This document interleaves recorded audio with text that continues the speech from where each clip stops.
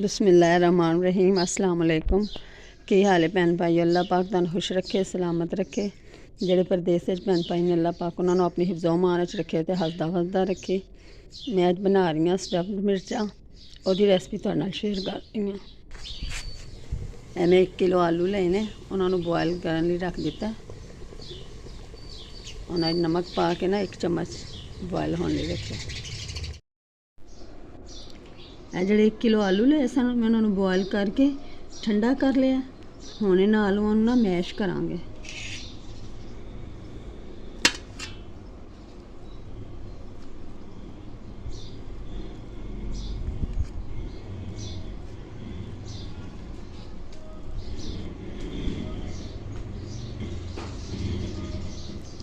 सारे आलू ना अच्छी तरह मैश कर लेंगे।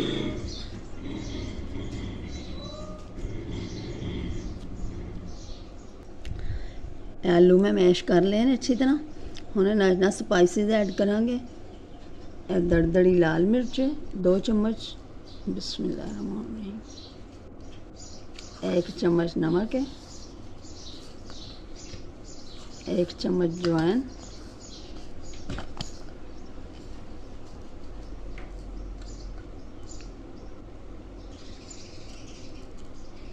हाफ चम्मच ब्लैक पेपर, 1/4 चम्मच जड़ी है ना चिकन पाउडर दी,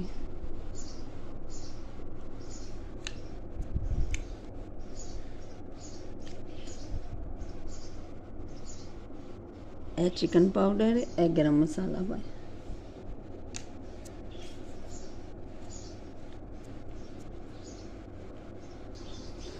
हुण हरा धनिया इन्ना को ऐड करने।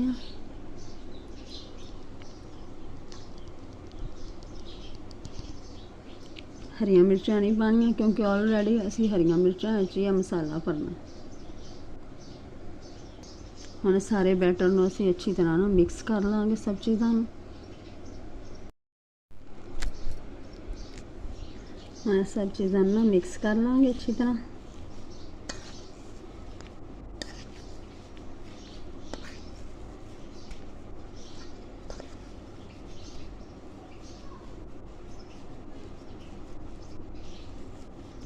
सब चीज़ां मिक्स करके असी फिर मिलने हैं। 1 पाइया ना 1 पाइया तो ज़्यादा नहीं ने हरिया मिर्चां लईआं ने मैं। हुण इन्हां दी ना कटिंग करांगे। इस तरह इन्हां नूं कट ला के इहदे विचों ना सारे बीज वगैरह ना कढ़ लांगे अच्छी तरह।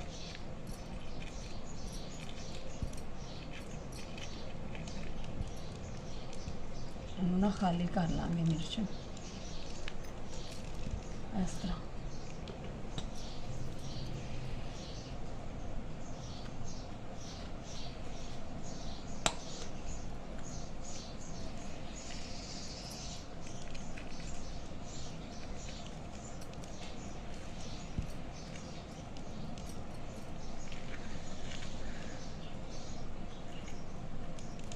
इस तरह सारिया मिर्चां ना बीज अलहदा कर देंगे तो सारिया इस तरह ही कर लाँगे मिर्चां। सारिया मिर्चां दे विचों ना बीज कढ़ ले ने।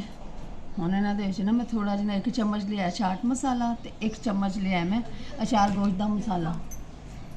वो जो ना मैं थोड़ा थोड़ा ना विच भरांगी, भर के अच्छी तरह फिर ये ना स्टफिंग करांगे आलू की। मैं आलू बनाए।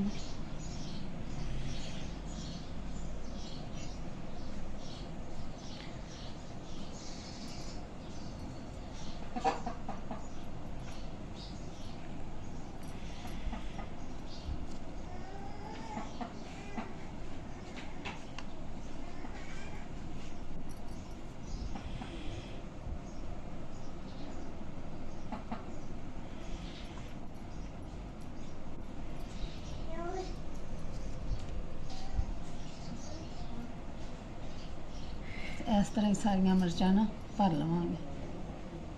सारिया असी भर लिया ने, तैयार हो गई ने। हुण ना बेसन तैयार करने। मैं 1 पाव बेसन लिया, मेथी धो के लिया मैं साफ करके हुण बेसन 1 चम्मच लाल मिर्चां भी पाने दड़दड़ी, 1 चम्मच नमक, 1/4 चम्मच हल्दी। हुण बैटर जो है ना मिक्स करके सारा तैयार करना है।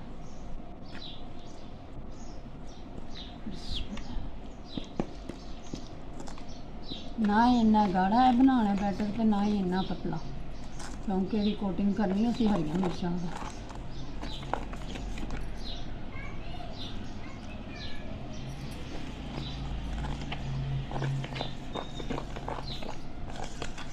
नमक मिर्चां तुसीं अपने हिसाब नाल पा सकदे हो, तुसीं थोड़ियां खांदे हो तो थोड़ियां पा लो, अगर ज़्यादा खांदे हो तो तुसीं होर पा सकदे हो।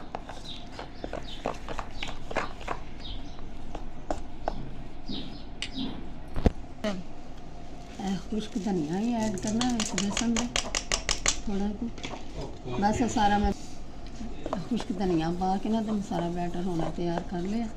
देखो ना इन्ना गाढ़ा तो ना ही इन्ना पतला, इन्नी कंसिस्टेंसी रखनी है जिन्नी मिर्चां से ना मतलब है ठहर जाए। रेडी है हुण असीं ना मिर्चां फ्राई करने हैं। बिस्मिल्लाहिर्रहमानिर्रहीम। ये देखो ये बैटर जिस तरह डिप करके मिर्चां ऑयल गर्म करके मिर्च कर लेंगे।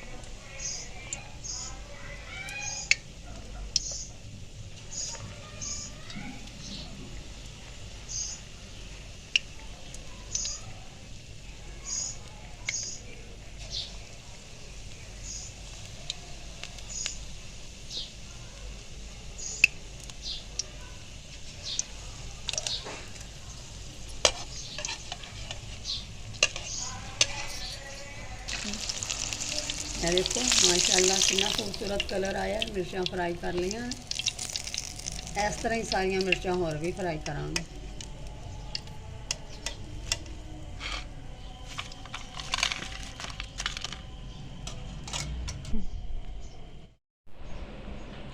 ये सारिया देखो मिर्चां स्टफ्ड मिर्चां तैयार हो गई ने। माशाल्लाह जायका बहुत टेस्टी बने, बहुत लजीज ने। तुसी बनाना ट्राई करना। अगर वीडियो पसंद आए तो वीडियो को लाइक करना, चैनल को सब्सक्राइब करना।